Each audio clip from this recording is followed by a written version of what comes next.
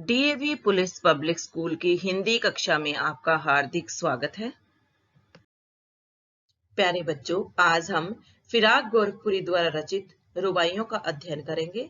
सबसे पहले हम फिराक गोरखपुरी जी के जीवन के बारे में जानकारी हासिल करेंगे। फिराक गोरखपुरी जी उर्दू साहित्य के महान शायर माने जाते हैं।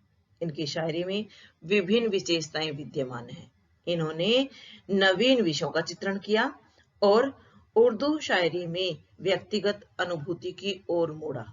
इन्होंने श्रृंगार रस का वर्णन अर्थात संयोग श्रृंगार और वियोग श्रृंगार का वर्णन भी इन्होंने सहज ढंग से किया। इन्होंने शायरी में वात्सल्य रस की अनुपम अभिव्यक्ति की। वात्सल्य रस का चित्रण करते हुए ऐसा लगता है मानो कवि ने एक माँ का हृदय पा लिया हो। माँ का बच्चे के प्रति प्रेम तथा अपने नन्हे बच्चे को अपने आंचल से लगाकर माँ की अनुभूतियों का इन्होंने सजीव चित्रण किया है। फिराक गोरखपुरी जी एक सच्चे देशभक्त थे। सन 1920 ईस्वी में भारतीय स्वतंत्रता आंदोलन में भाग लेने के कारण ये जेल भी गए। यही देशभक्ति की भावना इनके साहित्य में भी दृष्टिगोचर होती है। इन्होंने अपनी शायरियों के माध्यम से भारतीय समाज को जागृत करने का प्रयास किया।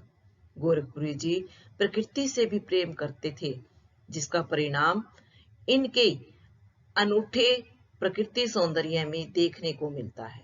इन्होंने साहित्य में बसंत ऋतु, बाग, उद्यान, टिमटिमाते तारे, फूलों की महक आदि का सजीव एवं मनोहारी चित्रण किया है।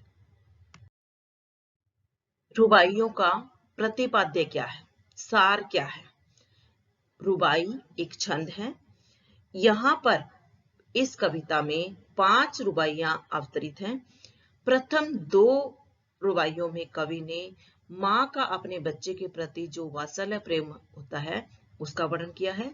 तीसरे काव्यांश में कवि ने जो दीपावली के अवसर पर जो साज सज्जा की जाती है उसका सुंदर चित्रण किया है कि माँ अपने बच्चों के घरौंदों को सजाती है और उन पर दीपक जलाती है।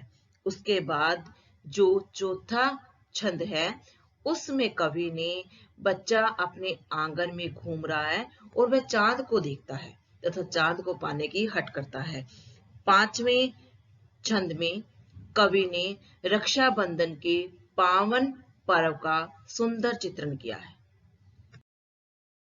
आंगन में लिए चांद के टुकड़े को खड़ी हाथों पे झुलाती है, उसे गोद भरी रह रह के हवा में जो लुका देती है, गूंज उठती है खिलखिलाते बच्चे की हंसी। बच्चों, चांद का टुकड़ा, प्यारा बच्चा, गोद भरी, गोद में भरकर लोका देती है, उछाल देती है। कवि का कथन है कि माँ अपने प्यारे बेटे को अपने घर के आंगन में लिए खड़ी है। वह अपने चांद के टुकड़े को, माँ के लिए उसका बेटा चांद का टुकड़ा होता है, वह अपने चांद के टुकड़े को अपने आंचल में भरकर हाथों में झुला रही है। अर्थात माँ अपने नन्हे कोमल बच्चे को अपने हृदय से लगाकर अपने आंगन में लिए खड़ी है तथा उसे अपनी बाहों में भरकर अपने हाथों पर झुलाती है, लोका देती है। लोका देती है का मतलब होता है उछाल देती है। फिर माँ अपने बच्चे को देखकर अत्यंत प्रसन्न होती है और वह बार बार अपने नन्हे बच्चे को हवा में उछालती है। माँ अपने बच्चे को जैसे ही हवा में उछालती है तो बच्चा खुश हो उठता है और उसकी जो खिलखिलाती हंसी है संपूर्ण वातावरण में गूंज उठती है। कवि का कहने का अभिप्राय यह है कि अपनी माँ के हाथों में बच्चा खुश होकर खिलखिलाकर हंसने लगता है और उसकी हंसी सारे वातावरण को गुंजायमान कर देती है। अर्थात सारा वातावरण में खुशी का माहौल फैल जाता है।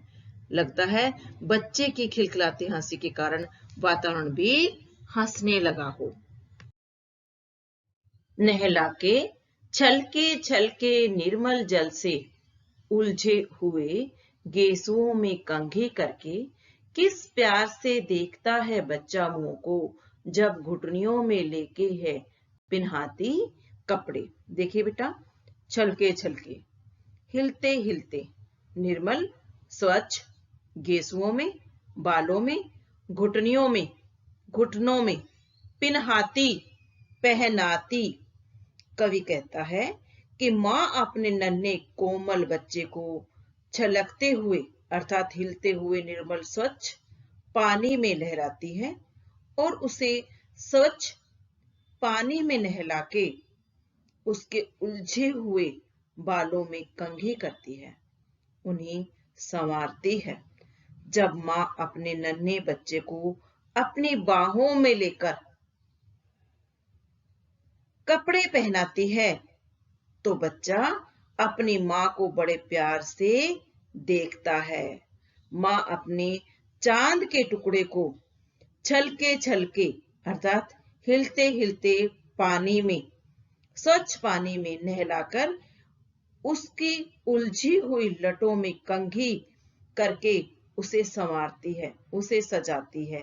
तत्पश्चात वह अपने नन्हे बच्चे को अपनी बाहों में लेकर कपड़े पहनाती है तो नन्हा कोमल बच्चा अपनी माँ के चेहरे को देखकर बड़े लाड से उसके चेहरे को निहारता है। देखिए बेटा, यहाँ पर प्रथम 2 काव्यांश में कवि ने वात्सल्य रस का सजीव चित्रण किया है। तत्सम, तद्भव और विदेशी शब्दों का यहाँ पर प्रयोग हुआ है। वात्सल्य रस की अभिव्यक्ति हुई है। बिंब योजना सुंदर है। अभिधा शब्द शक्ति का प्रयोग हुआ है और प्रसाद गुण विद्यमान है। दिवाली की शाम घर पुते और सजे, चीनी के खिलौने जगमगाते लावे, वो रूपवती मुखड़े पर एक नर्म दमक बच्चे के घरौंदे में जलाती है दिए। शाम संध्या, पुते साफ सुथरे, रूपवती रूप से सुंदर, मुखड़े पर एक नरम दमक हल्की चमक, घरौंदे में मिट्टी के घर में अर्थात छोटे घर, दिए दीपक।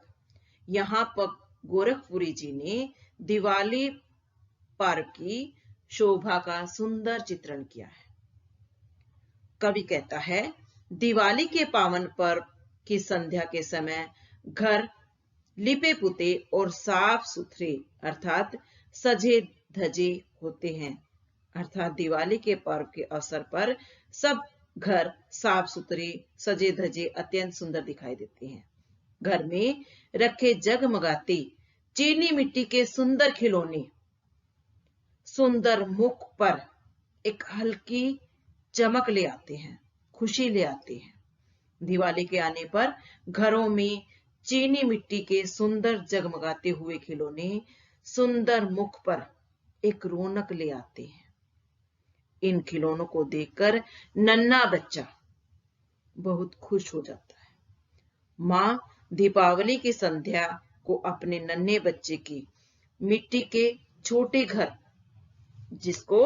जो छोटे घर होते हैं बेटा, जो बच्चों को दिवाली पर लेकर आते हैं, उन घरों में माँ दीपक जगाती है। वह कोमल बच्चे का मिट्टी का घर भी दीपक की रोशनी में जगमगा उठता है। देखिए बेटा, यहाँ पर भी तत्सम, तद्भव और विदेशी शब्दों का प्रयोग किया गया है। प्रसाद गुण है, अभिधा शब्द शक्ति का प्रयोग हुआ है और रुबाई छंद का यहाँ पर सुंदर प्रयोग किया गया है।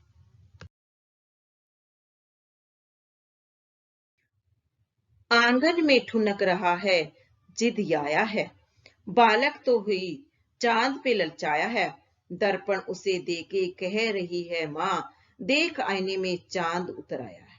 ठुनक घूमना फिरना, जिद आया जिंदा दिली या आत्मविश्वास के साथ, दर्पण वह शीशा जिसमें चेहरा दिखता है। कवि ने नन्हे बच्चे की चंचलता और माँ के वात्सल्य का सजीव चित्रण यहाँ पर किया है। कवि का कथन है कि नन्हा कोमल बच्चा धीरे धीरे बड़ा होकर अपने घर के आंगन में जिंदा दिली के साथ, आत्मविश्वास के साथ इधर उधर घूम रहा है। आंगन में इधर उधर घूमते हुए जब चंद्रमा को देखता है तो वह बालक उस चंद्रमा के प्रति ललचा उठता है। कवि के कहने का अभिप्राय है कि बच्चा अपने आंगन में इधर उधर घूमते फिरते हुए चंद्रमा को देखता है और चंद्रमा को देखकर उस पर मोहित हो जाता है। चांद की सुंदरता उस बालक का मन मोह लेती है।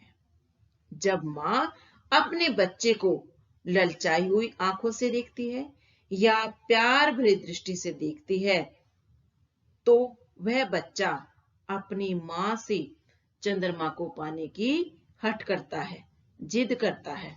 अपने कोमल बच्चे को चंद्रमा लेने की हट या ललचाई आंखों को देखकर माँ अपने बच्चे को दर्पण देती है और दर्पण में चंद्रमा को दिखाती है और कहती है कि देख, आईने में चांद उतर आया है।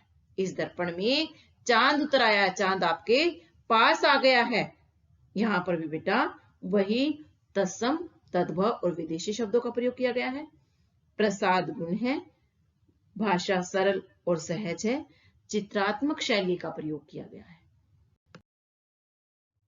रक्षाबंधन की सुबह रस की पुतीली, छाई है घटा गगन की हल्की हल्की, बिजली की तरह चमक रहे हैं लच्छे, भाई के है बांधती चमकती राखी। रस की पुतीली, आनंद की सौगात अर्थात क्या है, मीठा बंधन। घटा बादल, गगन आकाश, लच्छे राखी के ऊपर चमकदार धागे या लच्छे। कवि ने यहाँ पर इस काव्यांश में, यहाँ पर इस छंद में रक्षाबंधन पर्व की मिठास और रस्म का मनोहारी चित्रण किया है। कवि रक्षाबंधन पर्व की पावनता का चित्रण करते हुए कहते हैं कि रक्षाबंधन त्योहार की पावन सुबह आनंद और मिठास की सौगात है, अर्थात रक्षाबंधन एक मीठा बंधन है। इसके सुबह ही आनंद की अनुभूति होने लगती है। रक्षाबंधन का पावन पर्व सावन मास में मनाया जाता है, ये आप सभी जानते हैं। इसके आते ही आकाश में हल्की हल्की घटाएं छा जाती है। कहने का अभिप्राय यह है कि रक्षाबंधन के आने पर आकाश में काली घटाएं छाने लगती हैं, वर्षा आने लगती है। जिस प्रकार सावन में आकाश में छाए बादलों में बिजली चमकती है, उसी प्रकार उसी तरह रक्षाबंधन के कच्चे धागों में लच्छे चमकते हैं। उनके धागों की चमक होती है जिसे बहनें प्रेम स्वरूप अपने अपने भाइयों को इन चमकती लच्छेदार राखियों को बांधती है। रक्षाबंधन पर्व के अवसर पर भाई की है बांधती चमकती राखियां। रक्षाबंधन के अवसर पर राखी में लगे लच्छे बिजली की भांति चमक उठते हैं और उन्हीं चमकती राखियों को बहनें अपने भाइयों की कलाई पर उनकी लंबी आयु के लिए और अपनी रक्षा के लिए बांधती है। प्यारे बच्चों, आशा है कि आपको रुबाइयों का भावार्थ समझ में आ गया होगा। धन्यवाद।